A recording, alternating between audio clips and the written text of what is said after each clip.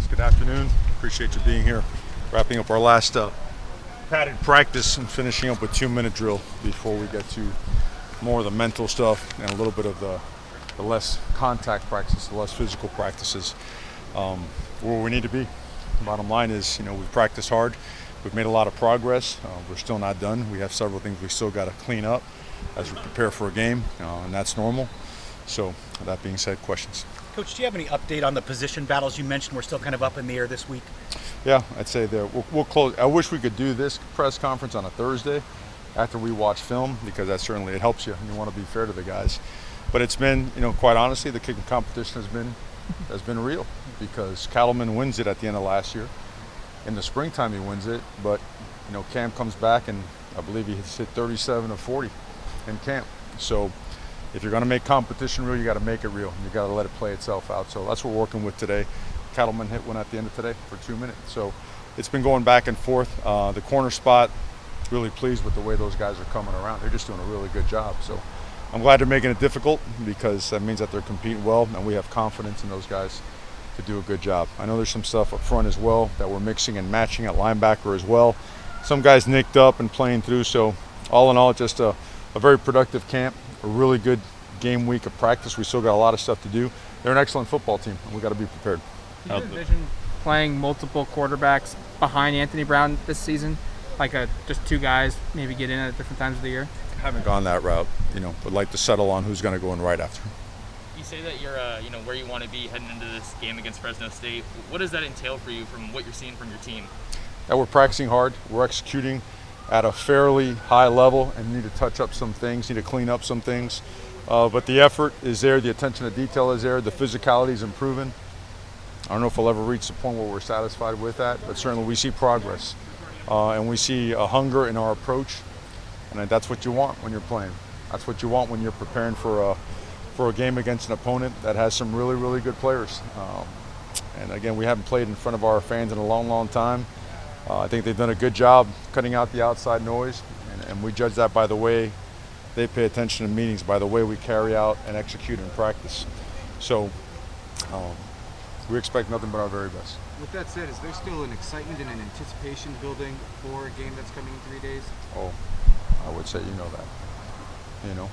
I just I don't talk about emotion much, because that's just not part of the process. My job is the opposite, to make sure that the focus is on passion for the game, and harnessing all those feelings and making sure that, we're directing them and placing our guys in position to be successful and make plays by focusing on what they have to, not let them get caught up in the other stuff. But yeah, of course they'll feel it. I mean, when they walk out there and they see people for the first time, when they're wearing a game day uniform, when they're seeing an opponent on the other sideline, yeah, it's real.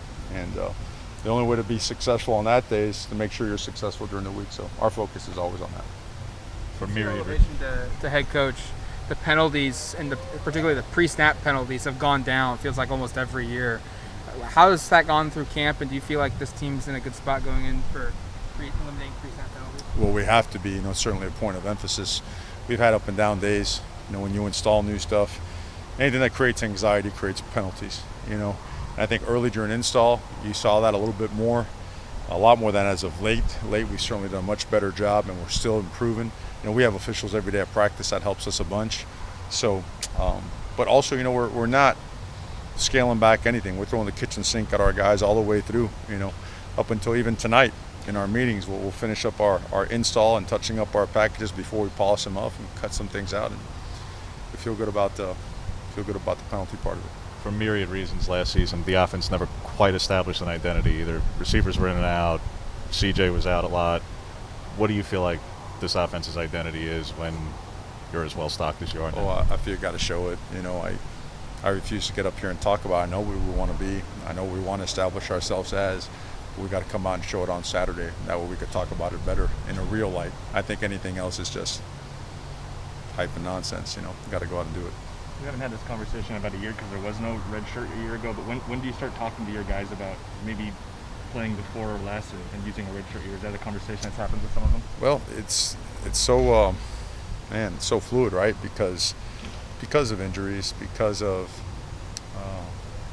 COVID possibilities and the issues that come with that as well. So you never know. I mean, some of these games that they can play or cannot play in could be staggered to the point where it's just almost like a running gauge as to how you're going to use it and when you're going to use it. We do have a developmental scrimmage. When I say scrimmage, we stay up, we don't tackle. We have one every single Friday. We go good on good every single day, so we continue developing our guys. And traditionally, or at least for the past 3 years, I'd say anywhere from 6 to 10 players have ended up moving up, where they're either helping on special teams or offense and defense. And I think right now that's probably more important than ever. You know, almost like the developmental squad in the NFL, where you can have guys just come right on up, plug and play. So I think you just have to have an open mind on how you do it and be very strategic and prepare for the worst and go from there. Coach, Fresno State does a great job of putting pressure on quarterbacks. What's going to be the key to keeping Anthony Brown clean on Saturday? Well, like you said, they do a great job, and they have really good players, but they have a really good scheme. They disguise their pressures really well, but they do it with four-man pressure also. They're athletic enough where they don't have to tip off what they're going to do with their alignments. Typically, defensive ends, edge guys that have a tough time long sticking, getting in the B gap or whatnot, they tend to cheat, change up their stance. These guys are athletic enough where it all looks the same, and all of a sudden, boom, you're hit with a T, all of a sudden you're hit with a dig. It's very different. And then the way they run their stunts in games are very well coached. You know, their get off looks like exactly like they would when they're just rushing their lanes as they would be. And all of a sudden there's a foot in the ground, there's a collision, boom, T-E-E-T, three-man game, linebacker plug. They disguise it well too. You know, they're at 3.5 to 4 yards, but they could be coming, or they could just be playing, you know, what they do from a sound defensive standpoint. That's why they present challenges, not only from a personnel standpoint, but the fact that they're disciplined in the way that they line up and what they activate from there, whether it be a pressure or a line center movement. Coach, your total roster is represented by 24 different states in the United States, only second to Stanford.